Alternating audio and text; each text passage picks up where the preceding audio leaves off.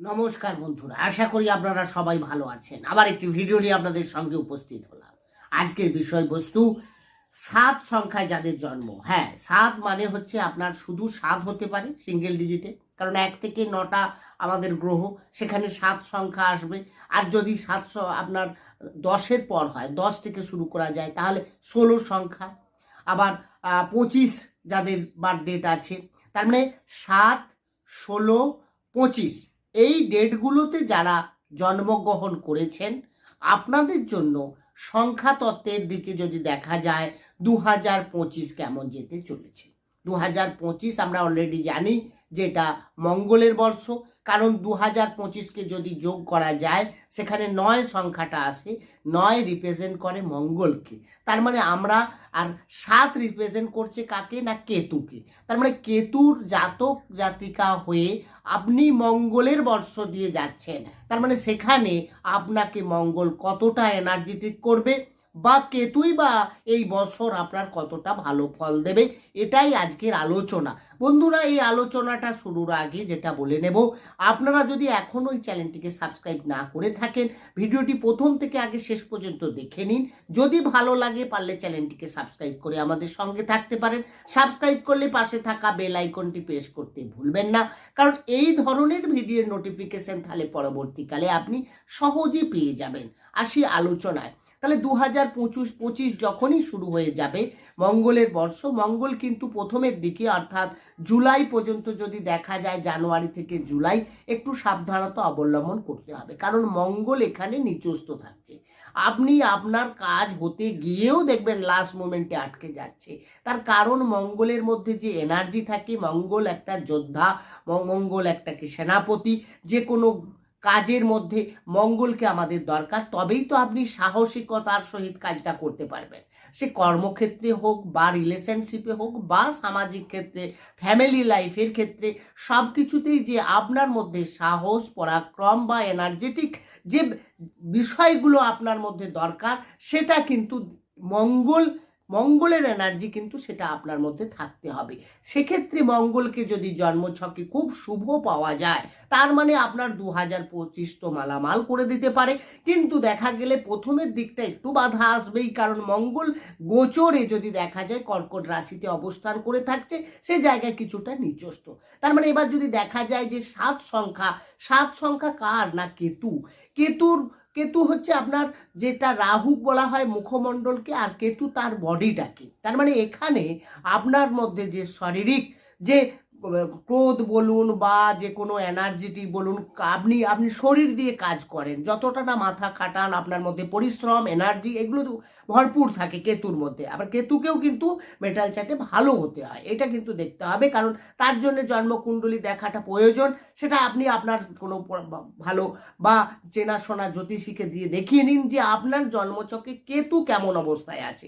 কেতু কি খুব শুভ অবস্থায় আছে না বাধা নানা রকম ভাবে বিভিন্ন পাপ গ্রহ যারা যুক্ত আছে। কেতু যদি কারো ভালো থাকে, মানে এই 7 সংখ্যায় যারা জাতক জাতিকা থাকে, তাদের জীবন কিন্তু দারুণ একটা অভূতপূর্ব হওয়া যায়, কারণ কেতু দেয় আধ্যাত্মিকতা, কেতু আপনার মধ্যে দেবে অর্থ, প্রাচুর্য, এবং আপনি যে কোনো বিষয়ে একদম ডিপতে গিয়ে জানা। এই যে যারা রিসার্চ লেভেলে কাজ করেন, যারা একদম আধ্যাত্মিকতার দিকে চলে যাচ্ছেন, মোক্ষের দিকে যাচ্ছেন, তাদেরকে কেতুকে কিন্তু পজিটিভ হওয়া দরকার।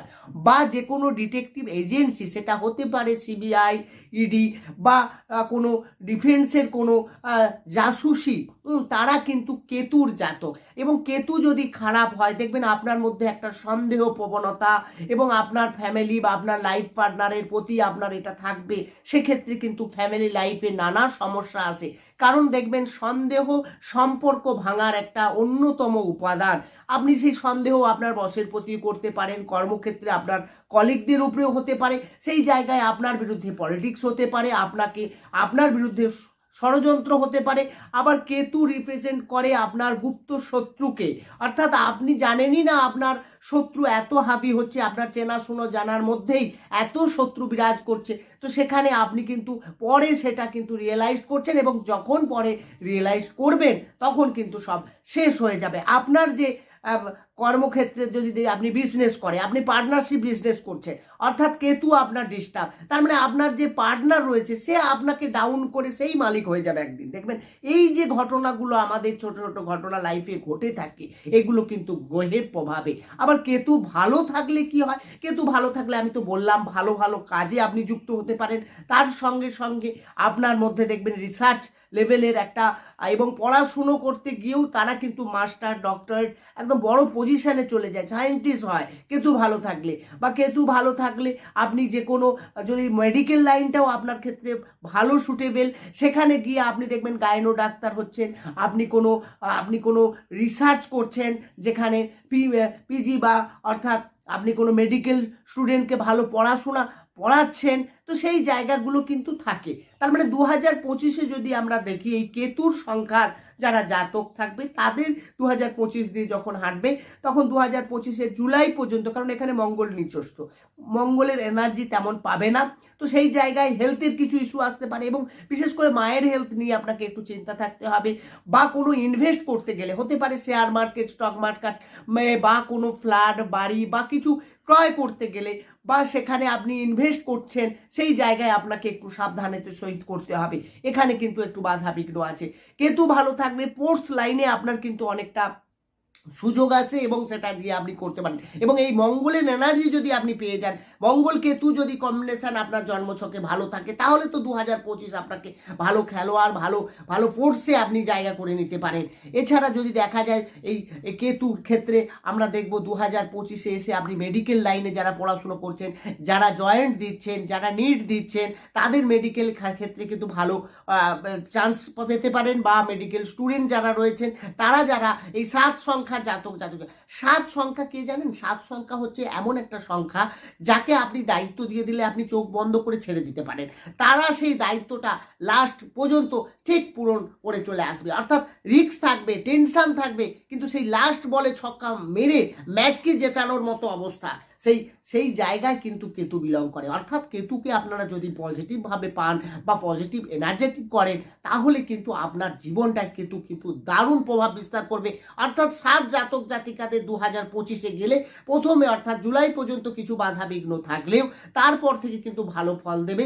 বা যারা শেয়ার মার্কেটে কাজ করছেন, যারা মেডিকেল লাইনে কাজ করছেন, যারা ডিটেকটিভ ডিপার্টমেন্টে কাজ করছেন, যারা, তবে হ্যাঁ একটা জিনিস মাথায় রাখতে হবে বারবার, এর নেগেটিভিটি হচ্ছে সন্দেহ। অর্থাৎ আপনাকে সন্দেহ প্রবণতা কমাতে হবে, কোনো স্টোন পড়ে নয়, আপনাকে নিজেকে এনার্জেটিক করতে হবে, বুঝতে হবে যে আমি কি কারণ, আমার আধার কি সন্দেহ করার পিছনে, তো সেই জায়গাটা আপনাকে বুঝে করতে হবে, তাহলে কিন্তু সমস্যা ততটা হবে না, সম্পর্কের জায়গাও ভালো হয়, নাহলে কিন্তু সম্পর্ক ভেঙে দিতে পারে এই কেতু। বন্ধুরা, এই আলোচনা শেষ হওয়ার নয়, এটা চলতেই থাকবে, কারণ গ্রহ নিয়ে একটা এপিসোডে বলা সম্ভব নয়। বন্ধুরা, এর পরে নেক্সট এপিসোড অবশ্যই পরবর্তীকালে ভিডিও নিয়ে আসবো, তো আপনারা দেখতে থাকবেন। অবশ্যই কমেন্টসে জানাবেন যে আপনাদের ভিডিওগুলো কেমন লাগছে, আপনারা কি ধরনের ভিডিও চাইছেন, সেই হিসেবে আমি কিন্তু ভিডিও আপনাদের রেডি করব। তাহলে বন্ধুরা, আজকে এই আলোচনা এখানেই সমাপ্তি। তো নেক্সট ভিডিও নিয়ে অবশ্যই আসছি, তো ততদিন ভালো থাকুন, সুস্থ থাকুন, দেখা হবে অন্য ভিডিও নিয়ে। নমস্কার।